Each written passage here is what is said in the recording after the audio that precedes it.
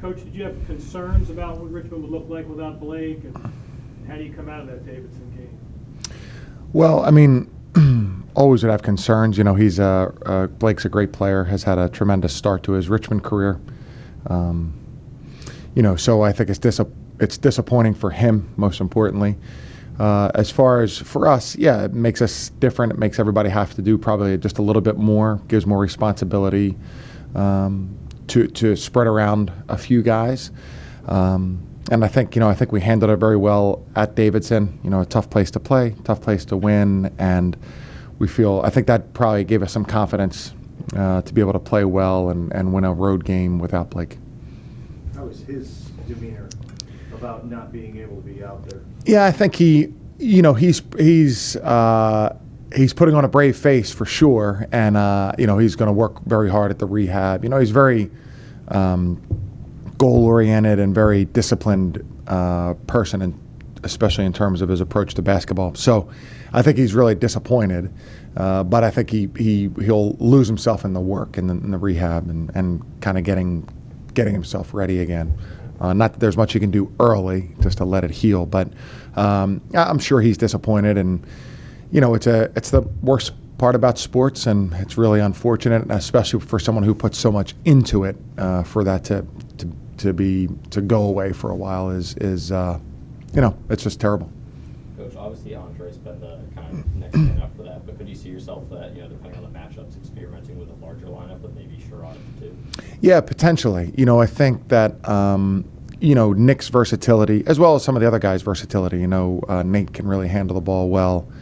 Sal really handles the ball well. So I think because of that, I think versatility really becomes even more of a plus for us. So I could definitely see that. You know, I certainly see Woj.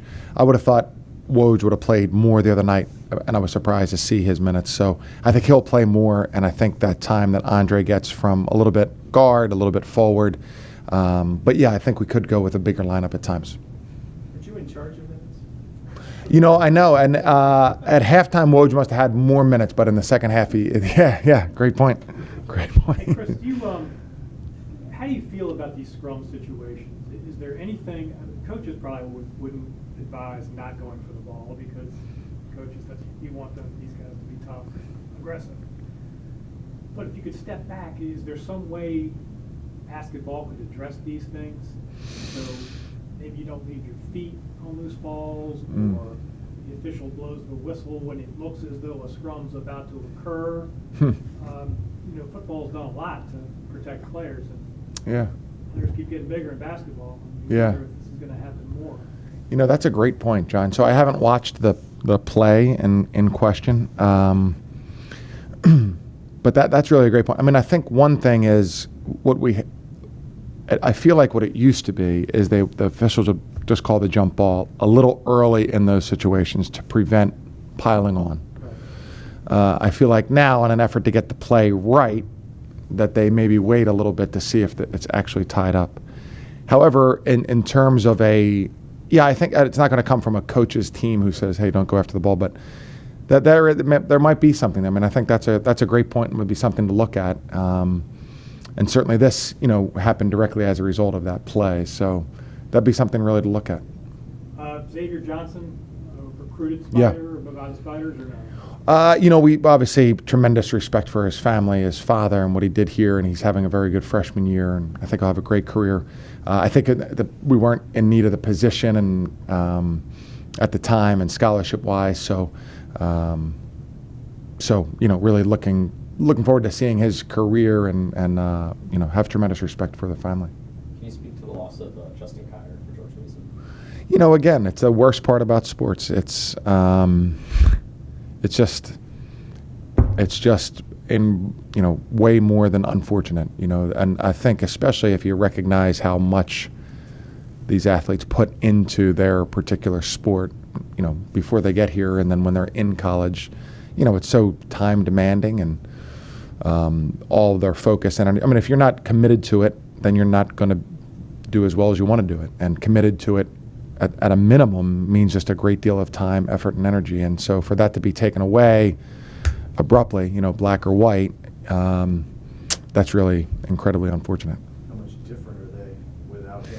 So, they played their first 10 games or so without him. Then he came, I think, back for 9 games. So he just gives them, they're good in the way they play, and, they really try to drive the ball to the basket and really give their guys freedom to create ball screens, and then they have the freedom to create.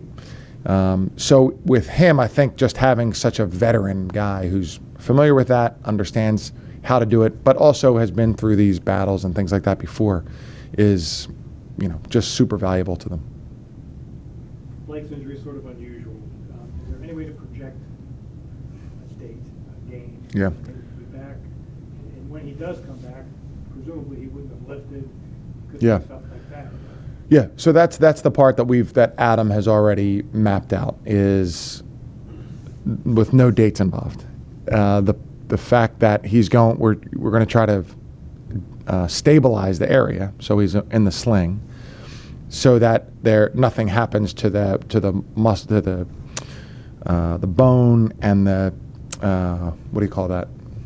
Cartilage, so that it's not torn away anymore or affected anymore. But then when it's healed, then he has to begin to do that part again. So there's a time when he's probably okay for activities, but he's probably not quite ready for college basketball. So I think the sooner it can heal, then we can start the phase 2 of the process, which would be getting him more rehab work and getting him ready up to speed. Blake's obviously a physical player. He likes to drive the hoop, but what's the concern in terms of risk for re-injury when he does come back?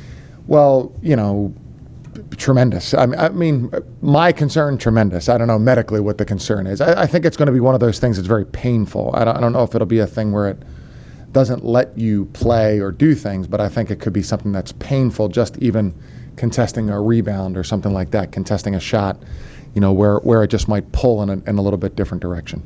Hey, based on Davidson, how do you think you have to reconfigure chemistry without Blake, or no big deal? You guys played together enough. That's not a huge factor. I wouldn't say it's not a huge factor, but I think that just the way that we play, everybody's pretty interchangeable on offense. Obviously, you don't just replace 17 points a game and some of the aggression and the defense that he brings, but we still felt like we had good players, and we knew Andre and Wojcik and all those guys are going to be ready, and other guys were going to be able to step up in bigger roles as well. Do you think differently, or does your coach think differently about getting on the floor after loose balls, given Blake's outcome there? No, I think that's just part of the game. It's kind of a freak accident. That can happen to anybody. I tore my ACL just driving down the lane.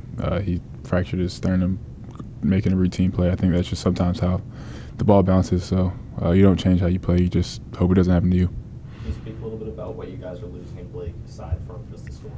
Yeah, he's so competitive. I think that's probably even bigger than scoring, just his competitiveness.